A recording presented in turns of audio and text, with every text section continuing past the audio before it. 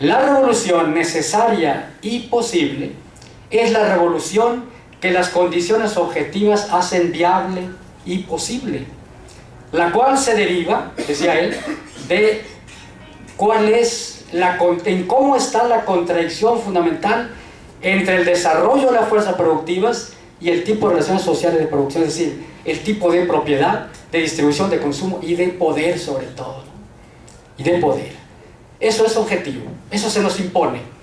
¿Sí? Y entonces él decía, sobre la base de que Rusia es políticamente y económicamente, desde el punto de vista de sus relaciones sociales, feudal, ¿sí?, autoritaria, autocrática, represora, etc., ¿sí?, la revolución próxima, la revolución posible y necesaria, tiene que ser una revolución burguesa. Burguesa. ¿Sí? Pero esa es la revolución necesaria y posible. Y Lenin decía, pero eso no significa que por eso la dirección de la revolución va a recaer en la burguesía. No. Sino que nosotros tenemos que distinguir la revolución necesaria y posible de la revolución construida. Y la revolución construida depende de cómo trabajas el proceso revolucionario, cómo educas a las masas, con qué orientación estás trabajando, es decir, con qué métodos estás construyendo el trabajo diario, tu agitación, tu propaganda, etc. ¿Sí? Y entonces dijo, a diferencia de los mencheviques y naturalmente la burguesía, ¿sí?, la burguesía no va a ser la fuerza dirigente, va a ser el proletariado. El proletariado, ¿sí? Y entonces ahí el elemento importante era los métodos de construcción, el tipo de trabajo, dijéramos, ¿no? Aquí es importante observar esto de la revolución necesaria y posible. ¿Sí? ¿Cómo encuentran los bolcheviques? Que fíjense bien, el proyecto estrictamente bolchevique se arma en 1902 y 15 años después ya se habían hecho la dirección política, ni más, en 15 años. Nosotros tenemos décadas, pero bueno, insistimos bajo la orientación esta y estas experiencias, ¿no? Pero en 15 años. Entonces, ¿qué es lo que aparecía como las tendencias fundamentales?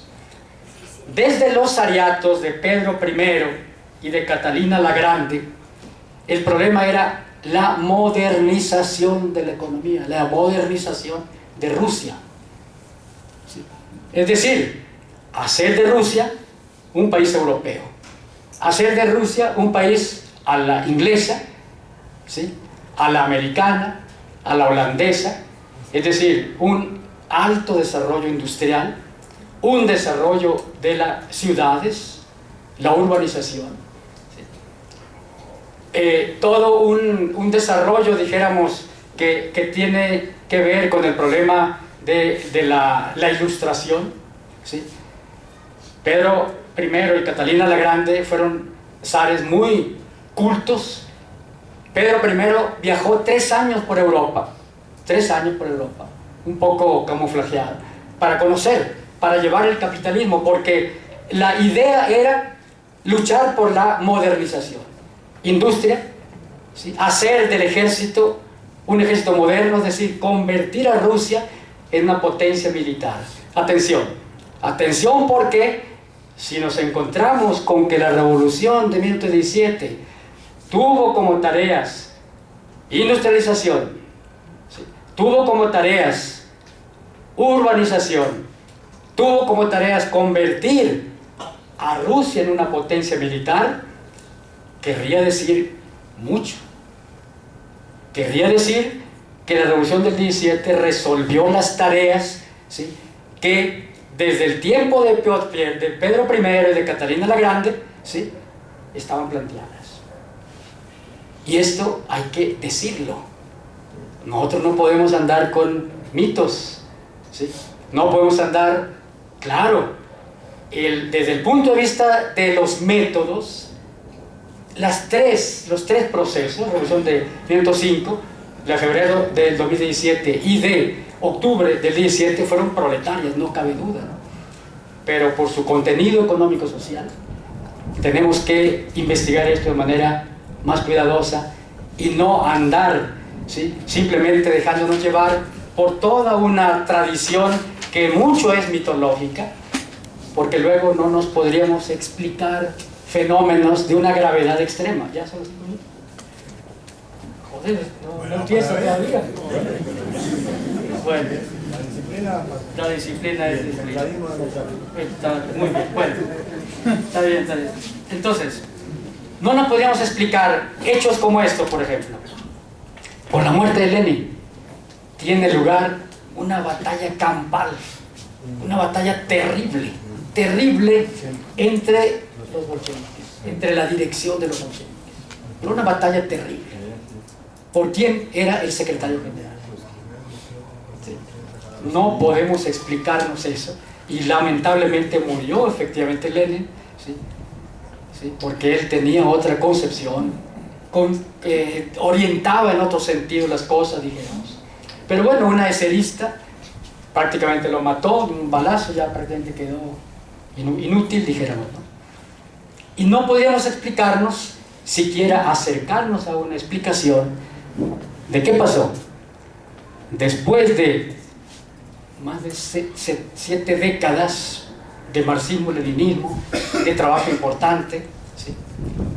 La Unión Soviética y todo el sistema socialista cayeran, y que Rusia se convirtiera, ¿sí?, en el país de una de las mafias más sanguinarias, que Rusia se convirtiera en fuente de una prostitución del mundo. Nosotros los comunistas, si queremos declararnos herederos de Lenin, tenemos que ver de frente estas cuestiones. Una cosa importantísima, y lástima que no tengo tiempo, se refiere al problema de los métodos de trabajo revolucionario, de los métodos, ¿sí?, en donde Lenin planteaba la diferenciar, distinguir el carácter objetivo de la clase obrera, como capital variable, como parte del proceso, dijéramos, de venta de la fuerza de trabajo, ¿sí?, y la clase obrera en sentido subjetivo, como sujeto revolucionario.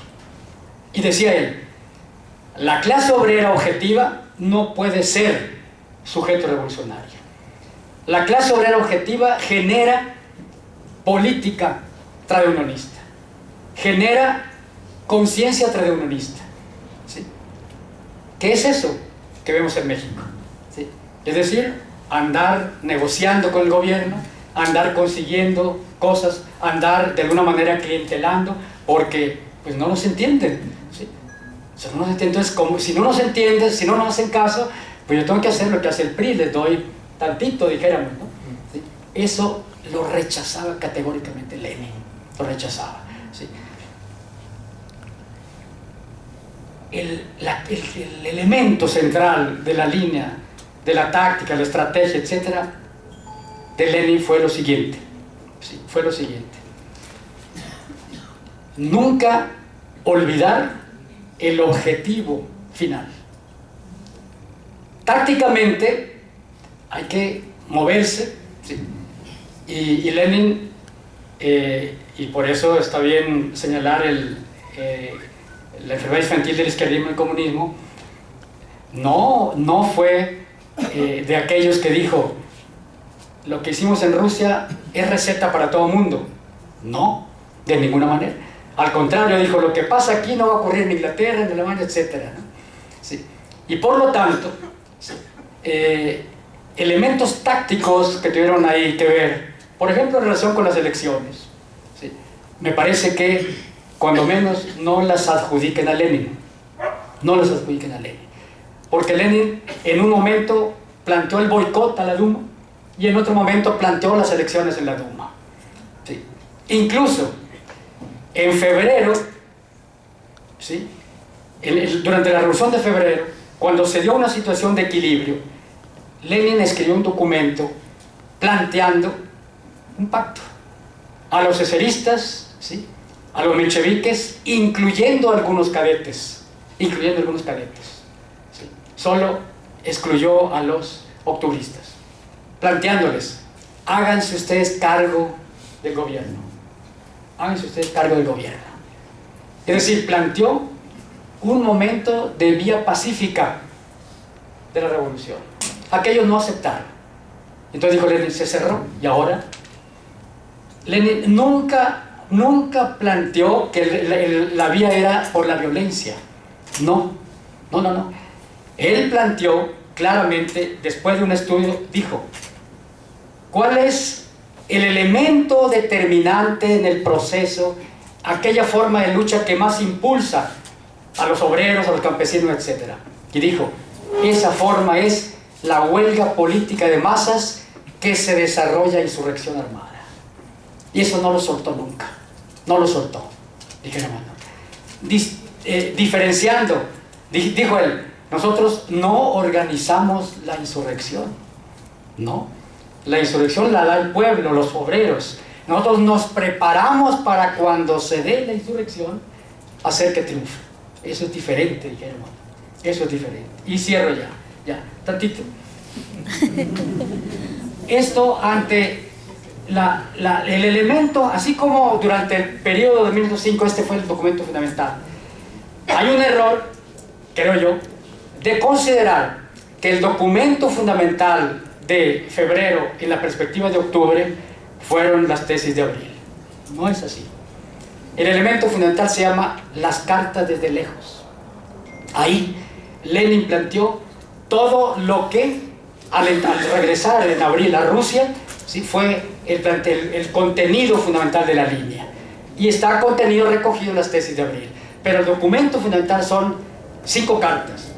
Y aclaro, estas cartas, la primera la mandó a través de Kollontai, la segunda embajadora de aquí a México, ¿sí?, Kollontai.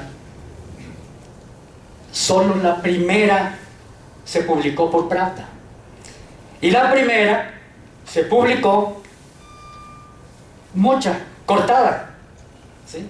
Solo una quinta parte se le quitó, aquello donde Lenin criticaba al gobierno provisional, porque resulta que la dirección de los bolcheviques estaba por el apoyo crítico, como dicen aquí en una gente: apoyamos en las cuestiones positivas y criticamos en las negativas.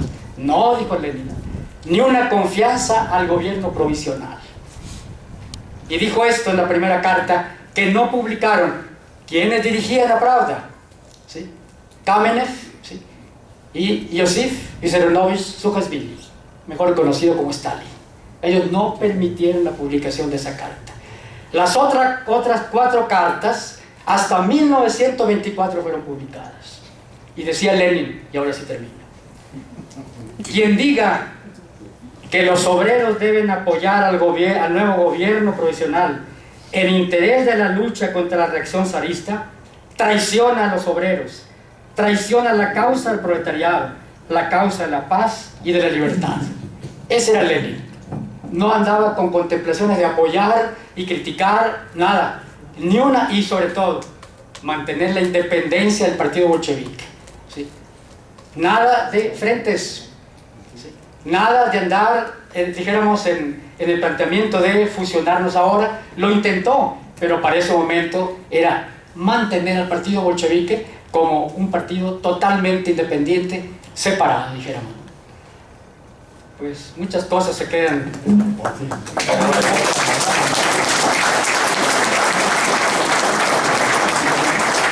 Bueno, compañeros, ¿alguna compañera de la comisión, por favor, para pasar el micrófono a las intervenciones?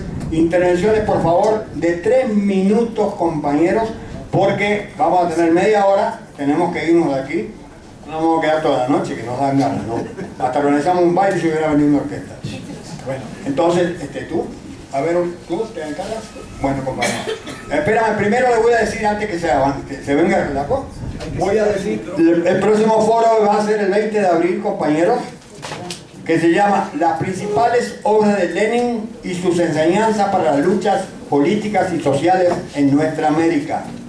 Los ponentes ya están nombrados, que van a ser Francisco Saucedo, un servidor, Walter Martínez, José Luis Alonso, el Chile, ¿cómo es?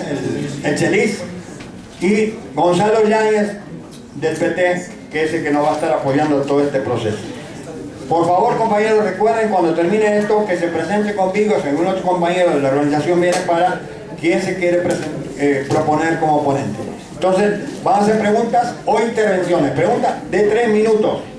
Compañeros, le vamos a dar el privilegio al compañero de Venezuela, que nos visita, bueno, nos visita, no. A ver.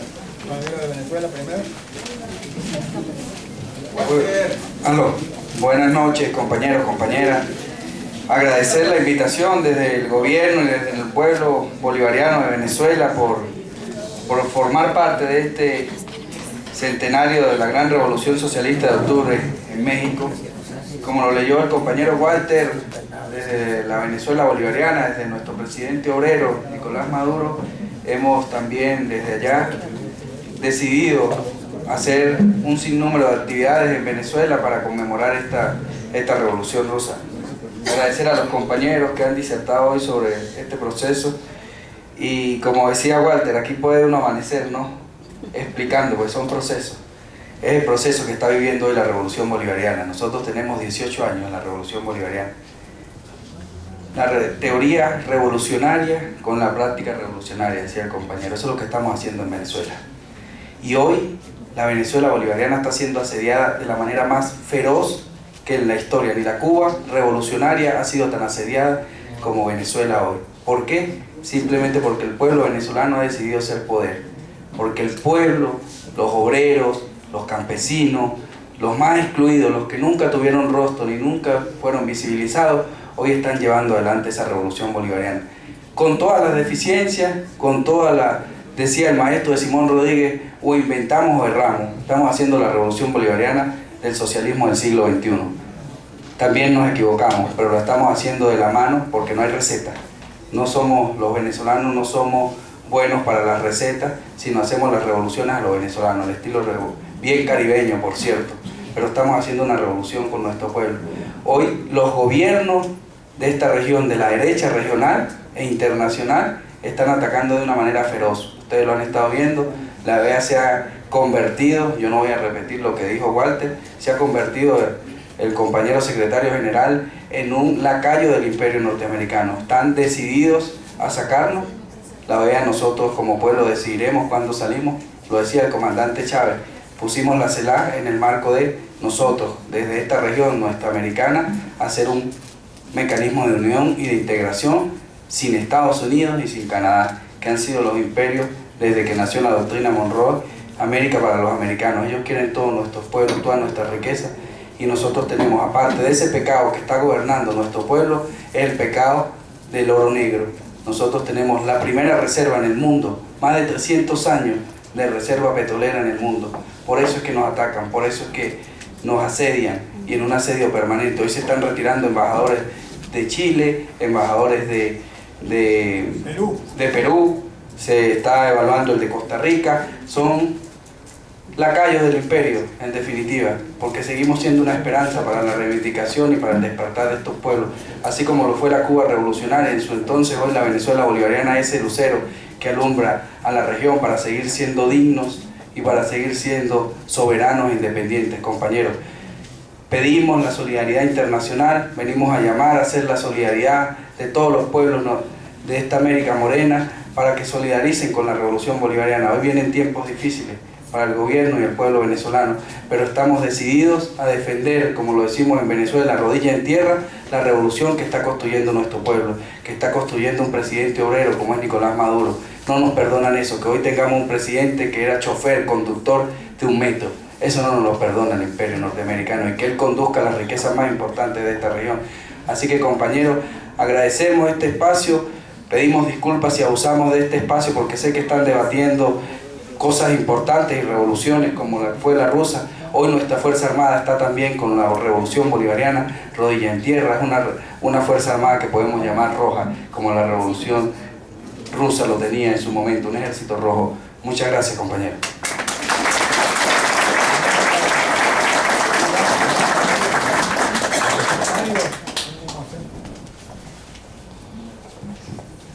Bueno, rápido porque son 3 minutos mejor en lugar de las presentaciones. Miren, creo que cuando analicemos la Revolución Rusa nos vemos obligados a algo.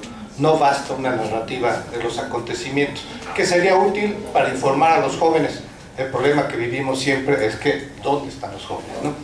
Y entonces lo que tenemos que hacer es comprensión, crítica y resignificación de la Revolución Rusa para este momento.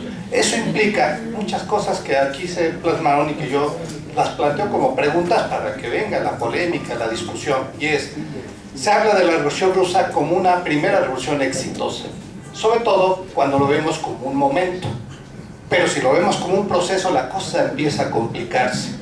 La Revolución Mexicana no fue la lucha armada del 10 al 17, fue todo ese proceso que lleva probablemente hasta el 40, y entonces es mucho más complejo y difícil su caracterización. La Revolución Cubana no es la toma del poder en el 59, es todo un proceso que a muchos nos lleva inclusive a decir es una revolución abierta, es un proceso larguísimo, lleno de contradicciones, de luces y de sombras.